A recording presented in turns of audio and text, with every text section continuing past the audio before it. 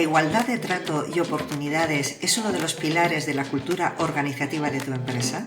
Hoy hablamos con Virginia Carreras sobre la importancia de integrar la perspectiva de género en todos los niveles de las organizaciones. Si quieres que tu empresa o tu equipo esté libre de posibles discriminaciones o desigualdades de género, esta entrevista te interesa. Soy Begoña Arenas, Club Manager en Inusual, y te doy la bienvenida al podcast Inusuales, el espacio donde aprendemos con y de líderes fuera de lo común.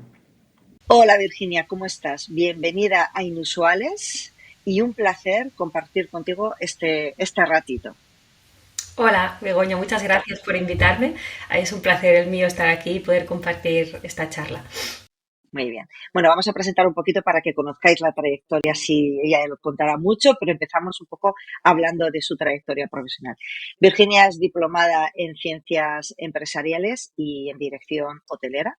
Ha dedicado 14 años de su carrera profesional a la gestión de establecimientos hoteleros. Posteriormente amplió su formación con una doble titulación en posgrado en Igualdad de Género y técnica en Formación de Igualdad de Género. Actualmente, con su proyecto Smart Equality, ayuda a las empresas a fomentar la igualdad de trato y oportunidades entre mujeres y hombres, dando gran importancia a los datos para medir y crear acciones alineadas con la realidad de las empresas y el impulso del talento femenino que es tan importante. Vamos a empezar con una pregunta que nos gusta hacer siempre al comienzo de las entrevistas, y es: ¿cómo ha sido esa trayectoria personal y profesional que te ha llevado hasta donde estás hoy? Pero no tanto desde el hacer y el tener, sino más bien desde el ser y el querer. Bueno, es difícil explicar, ¿no? Hoy en día, que siempre nos medimos con la titulación o los cargos que tenemos, es difícil explicar desde el ser olvidando el hacer, ¿no? Pero sí que es verdad que yo he tenido una trayectoria profesional poco convencional, ¿no? Porque, como bien has explicado, he dedicado la mayoría de mi vida profesional a la dirección hotelera, pero llegó un momento en mi segunda maternidad en que fue como una realidad. Fui más consciente todavía de los problemas, las dificultades que teníamos las mujeres en ciertos momentos de nuestras vidas, ¿no? En el ámbito laboral, ¿no? Esas barreras. No es que no hubiese sido consciente antes, pero fue como verlo muchísimo más claro. Y fue ahí, ¿no?, donde empezó más a tener en cuenta el ser, ¿no?, que decimos. Y empecé a hacer pequeños cursos, a informarme, hasta que llegué a esas titulaciones más grandes. Dejé la carrera profesional que me había tenido a lo largo de mi vida para iniciar un proyecto de emprendimiento, lanzarme a la piscina y buscar eso, ¿no? O sea, esa especie de indignación que tenía dentro, ¿no?, por todas esas barreras, esas dificultades, las quería canalizar de alguna manera, y lo canalicé hacia la reinvención profesional. Fue un poco así. Entonces, claro, como ves, me gustan los retos. Sí, sí. Bueno, creo que es habitual. Hay muchas mujeres que cuando llegan a la maternidad es cuando deciden, obtienen esa fortaleza o también esa indignación, como dices tú, ¿no? Para decir, bueno, pues voy a hacer una reinvención, voy a dar un salto en mi carrera profesional. Bueno, tú ayudas a empresas a integrar la perspectiva de género en todos los niveles de la organización, convirtiendo la igualdad de trato y oportunidades en uno de los pilares de la cultura organizativa. Es decir, ayudas a liderar con perspectiva de género. Pero cuéntanos, desde tu punto de vista, ¿qué significa liderar o liderazgo con perspectiva de género? Para que lo comprendamos un poquito todos. Liderar con perspectiva de género, resumiéndolo, vendría a ser tomar conciencia de que hay discriminaciones, hay desigualdades, de que existen y que pueden estar representadas en tu empresa o pueden estar siendo vigentes en tu equipo. Entonces, la mayoría de empresas, cuando voy, es curioso porque voy a hacer una formación o voy a ayudarles a entender cómo tienen que enfocar el plan de igualdad y estos tipos de temas. Y me dicen, no, aquí hay igualdad, creemos totalmente, estamos muy comprometidos. Y yo les digo, es fantástico que ya tengamos, ¿no?, esa iniciativa, pero debemos medirlo, debemos comprobarlo, ¿no?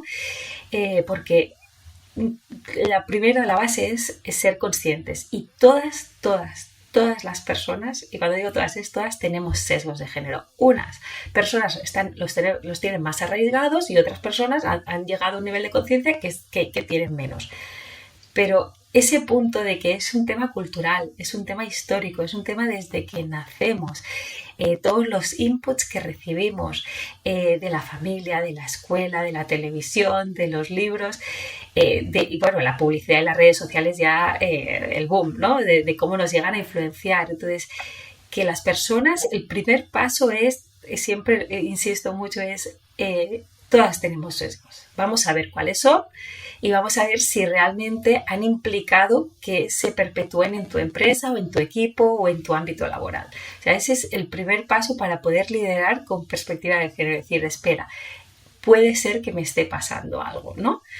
Y luego el segundo paso, pues es eso, es una vez ya has tomado la conciencia, decir, bueno, pues vamos a ver qué puedo hacer, es apostar por diversidad, es apostar por la inclusión, es tener en cuenta las diferentes realidades. No todas las personas tenemos la misma realidad, no todas las personas tenemos el mismo entorno, no todas las personas venimos con la misma experiencia o las mismas dificultades, y acabar tomando decisiones libres de estereotipos. Haces mucho hincapié en la importancia de que las personas y los líderes en las organizaciones sean conscientes de los estereotipos y roles de género con los que nos encontramos a diario en todos los ámbitos de la vida.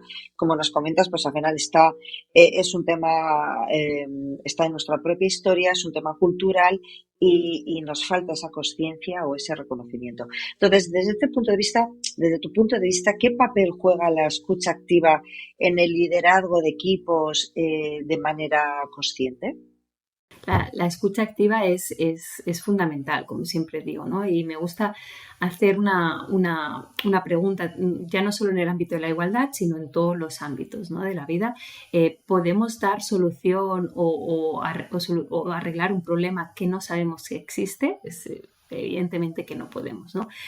Pues eso es uno de los temas, ¿no?, como decíamos, ¿no?, esa falta de conciencia, de creer de que esto en mi empresa no pasa o esto en mi equipo no pasa. Pero yo cuando llego a las empresas, ¿no?, y les digo, bueno, vamos a medirlo, vamos a tratarlo, claro, falta eso, ¿no?, el tener esos datos, el recoger esos datos. Los equipos financieros, de ventas, comerciales, están súper acostumbrados a trabajar con datos y tomar decisiones o prever situaciones, las predicciones también en función de los datos que manejan.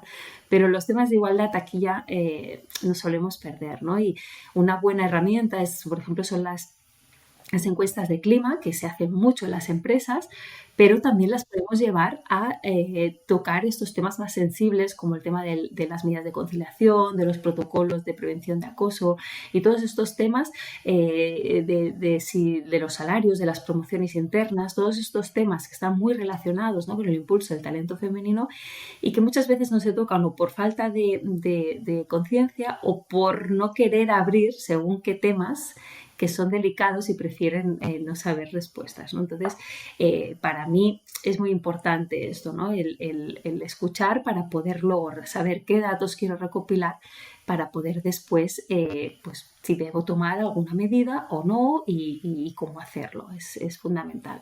Nos haces hincapié en que el primer paso es ser conscientes, ¿no?, de esos estereotipos y roles de género en las organizaciones o dentro de los equipos. Entonces, ¿cómo podemos obtener, y también un poco la obtención de datos y de interpretación, cómo podemos obtener e interpretar indicadores de género que nos ayuden a tomar decisiones clave sobre nuestros equipos? Incluso, ¿qué papel podría jugar aquí o cómo nos puede ayudar la inteligencia artificial? Bueno, esto es un tema muy, muy vigente, ¿no?, muy actual. La inteligencia artificial ha cogido como una gran importancia en los últimos meses, ¿no? Y en estos temas también nos podría ayudar. Evidentemente, la recopilación de datos puede hacerse sin inteligencia artificial y usando con toda la buena fe, pues utilizando un Excel o algún otro tipo de software, ¿no?, que nos ayude. Lo importante es recopilarlos. Es muy importante saber qué datos necesitamos. No necesitamos que haya gran volumen de datos, quizás sí, quizás no, veamos qué necesitamos, de ahí por eso la escucha activa también es muy importante, ¿no? Y el tomar esa conciencia. Y después, una vez tenemos esos datos, pues avanzar, ¿no? en ese análisis y sobre todo desagregarlos por sexo, porque tenemos que ver esas desviaciones si se estuvieran dando entre hombres y mujeres en la compañía, porque al final lo que queremos medir es la igualdad de trato y de oportunidades entre hombres y mujeres en nuestro equipo. Por tanto, debemos desagregarlos por sexo en todo lo que estemos midiendo. ¿Cómo nos puede ayudar la inteligencia artificial? Pues hay esto es lo que le llamamos el People Analytics, ¿no? O sea, y está el más descriptivo de algo, la parte descriptiva o la parte más más predictiva. La parte descriptiva es lo que ya tenemos, lo que sucede. Pues han habido, por ejemplo, tantas promociones internas en los últimos 5 años y el 90% han sido de hombres. Esto es descriptivo, algo tenemos que hacer para solucionarlo. La parte más predictiva, ¿qué podría ser? Algún ejemplo que aquí sí que la inteligencia artificial está tomando mucha importancia. Pues medir, por ejemplo, esa pérdida de talento, que haya habido una pérdida de talento y el por qué. Podemos asociarlo a si ha habido algún problema de falta de promociones o dónde, entonces, o el absentismo laboral y todo esto. Todo esto nos lleva a una predicción de cuidado, que aquí este perfil nos puede abandonar, porque al final la pérdida de talento para una empresa es un coste económico, ¿no? Entonces eso es importante gestionarlo. Y aquí la inteligencia artificial con People Analytics, pues se están creando programas que pueden ayudar muchísimo, ¿no? a la gestión del talento. Qué interesante, la verdad. Bueno, lo de la inteligencia artificial es que yo creo que no dejamos de sorprendernos todos los usos y que se le pueden ofrecer. Bueno, como también nos estás diciendo, uno de los problemas que afecta a la igualdad de oportunidades en las empresas y en las organizaciones es la pérdida de talento y sobre todo la pérdida de talento femenino, que es un poco lo que estamos tratando, ¿no? ¿Cuáles son las causas de esa pérdida y cómo nos puede ayudar el People Analytics que nos estabas comentando? A mí me gusta comentar unas estadísticas, unos datos reales que tenemos en la sociedad, y es curioso cómo las titulaciones universitarias, ¿no? En los estudios universitarios está muy equilibrado el porcentaje de hombres y mujeres. Incluso yo creo, no sé el último año, pero viene a ser a lo mejor que un poquito más de tituladas son mujeres que hombres. Y luego cuando vemos las estadísticas, hay como una pirámide, ¿no? Que es muy clara, ¿no? De cómo esa base de titulaciones universitarias con muchísimas mujeres, incluso pasando más del 50%, pero luego cuando llegamos a esos consejos de administración, esos cargos de responsabilidad, a esos altas direcciones de empresa, allí los porcentajes se reducen muchísimo. ¿Qué ha pasado? ¿Cuál es ese gap que le dicen en inglés, ¿no? Ese gender gap, esa pérdida de talento? ¿Qué ha pasado ahí?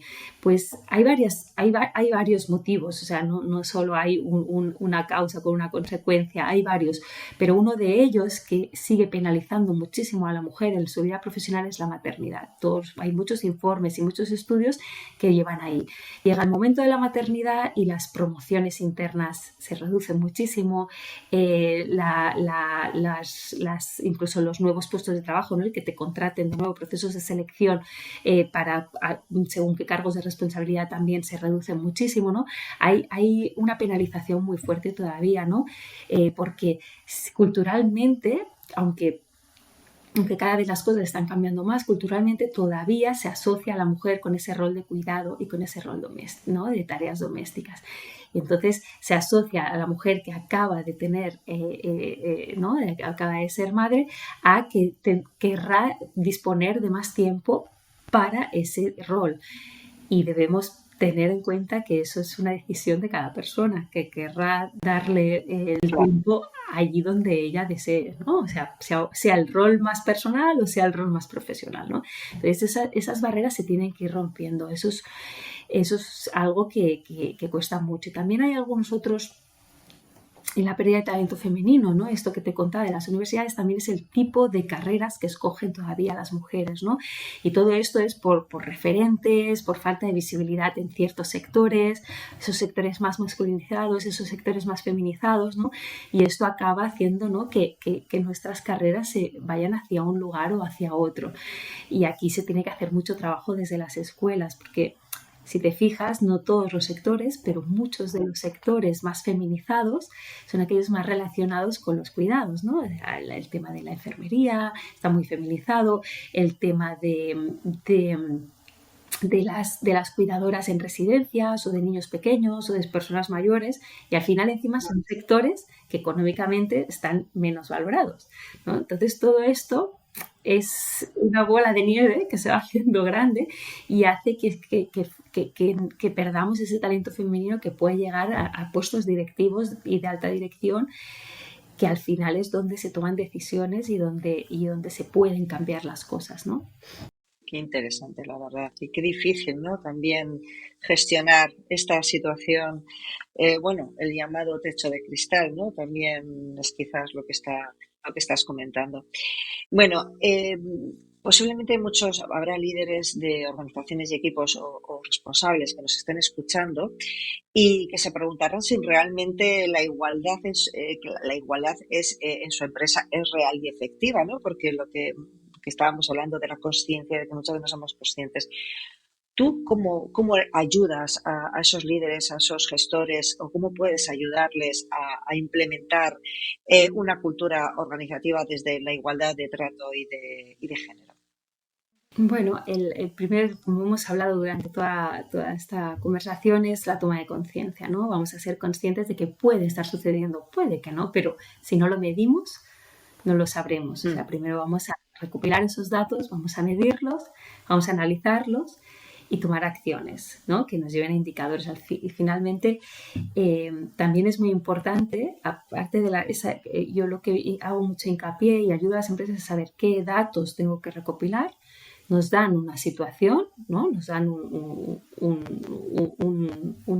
análisis, un diagnóstico, y de ahí podemos ver si debemos tomar acciones. Pero cuando tenemos esas acciones es fundamental que haya unos indicadores, ¿no? Y ahí yo hago mucho hincapié, ¿no? O sea, si no medimos después ese seguimiento y tenemos claro qué seguimiento, ¿cómo vamos a saber, ¿no? Todo lo que tú decías, ese techo de cristal, que es una segregación vertical en la empresa. Si no lo medimos bien, no sabremos que la tenemos.